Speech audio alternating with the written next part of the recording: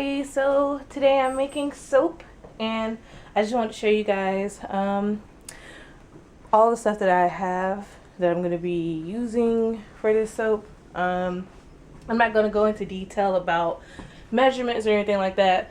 I mean, if you're interested in making soaps, you can, tweak it to however you please. I mean, do look at the guidelines of the maximum amount of product that you can add into melt and pour, but I'm personally not going to give my measurements, but I don't mind telling you guys what I'm using. So first off, let's talk about the star of the show. And the star of the show would be this right here.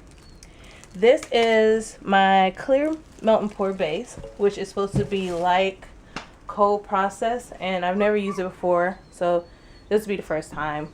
I have two different types of alcohol. I have the 91% of alcohol and I have the 70%. I like the 91% of alcohol because it kills more germs than the 70%, and that's the highest one I've ever been able to find. I'm going to be using coconut milk from Brambleberry. I'm also thinking, don't know yet, about topping it off with some poppy seeds to make it really nice and pretty. I am going to be using some raw unrefined yellow shea butter, and I gotten this from a vendor in my area. I'm also going to be putting some hemp seed oil in there as well. I think that's going to be the only oil other than the shea butter and the milk and stuff. That's probably going to be like the only additive. These are my essential oils right here, and I'm trying to make a citrus kind of soap here. So I'm thinking I have lemon, I have my lemongrass, which I'm probably not going to use lemongrass. I have tangerine, I have grapefruit. So these are going to be my things. Let me take out the lemongrass. So I haven't figured out which one I'm going to use yet, but I'm just going to keep them nearby, so as I'm making it, I figure it out. So I mean, that's the basis that we're going to go for. Also, I'm going to use turmeric powder, only because I'm trying to do a more natural kind of a color to the soaps from now on. So turmeric powder gives me that nice orange color that I want. So we're going to go with that. So stay tuned. Alright, you guys. So I've noticed something here. I'm cutting into this, and it's just breaking apart, like just flakiness. Like, let me see if it shows. It's just, wow. And I'm worried about this because if I make this soap and all my soap breaks apart like this, I'm going to be very upset. So I'm wondering, should I cut it while it's still soft, while it's not done drying all the way, and then leave it to dry? These are questions I need answered. So I'm going to measure this out. Hopefully that when the end result, it doesn't turn out like this. So yeah. Okay, everybody. So I asked some questions. Sorry about the squeaky chair. I asked some questions about the soap and about it being flaky like this after you've made your soap, and once you unmold it, will it come out flaky like that? And the answer is no. She said that it's really nice and easier to work with. When you cut it the first time, like I'm doing it now, it's just really, really super flaky. But it doesn't come out like that in the final product. So I'm happy about that. I'm excited. And I'm really excited about hearing that it stays melted for a longer time, because oh my goodness, I be having a rush, and then every time I film, I always forget to put an additive in, and then I have to go remelt it and do it over again.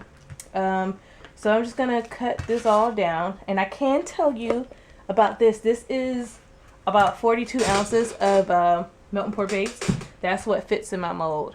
So and I got my mold from Amazon, and I'll leave that link below so you guys know exactly what mold I'm talking about. So I'm gonna cut all this up, and I will chit chat with you all in a bit. Okay, everybody. So this is what your soap will look like after you chopped it up.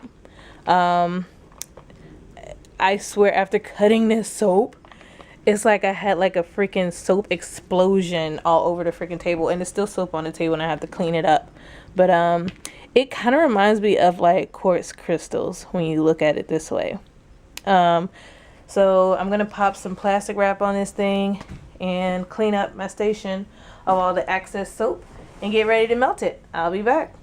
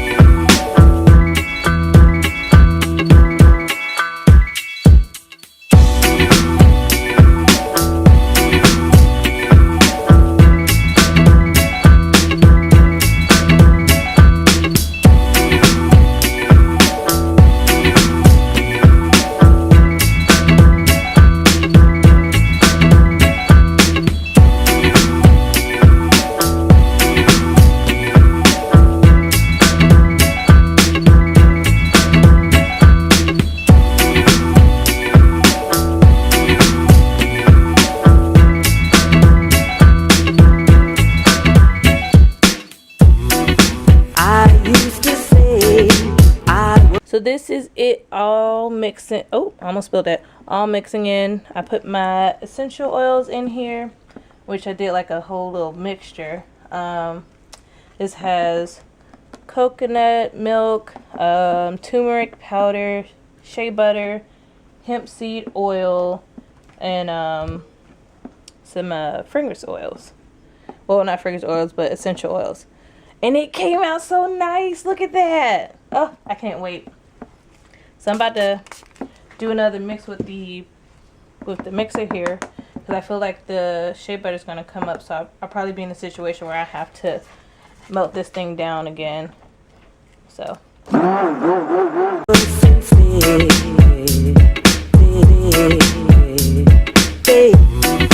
I used to say I was sincere. Okay, so I'm pouring this at a really low temp, so it's gonna be kind of tacky, but I'm okay with that. Yeah, that's what I meant by tacky.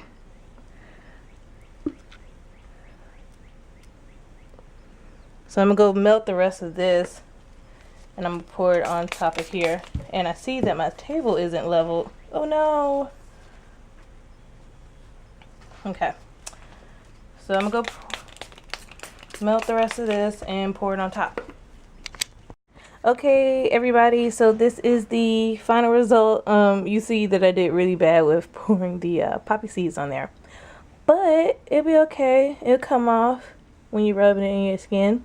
So I'm gonna let this sit, and then I need to clean up my section, and then I'll cut it tomorrow. Later.